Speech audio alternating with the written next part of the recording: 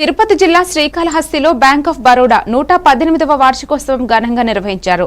Bank chief manager Nageshwar Reddy మాట్లాడుతూ 12 ఏళ్లుగా ప్రజలకు నిబద్ధతతో సేవలందిస్తున్నామన్నారు. బ్యాంకు సేవలు విలువలు గుర్తించినందుకు ప్రతి సంవత్సరము ఆంధ్రప్రదేశ్ ప్రభుత్వం స్వాతంత్ర్య దినోత్సవం సందర్భంగా అవార్డులతో గౌరవిస్తుందని తెలిపారు. ఈ వేడుకలో బ్యాంకు సిబ్బంది, కస్టమర్లు పాల్గొన్నారు.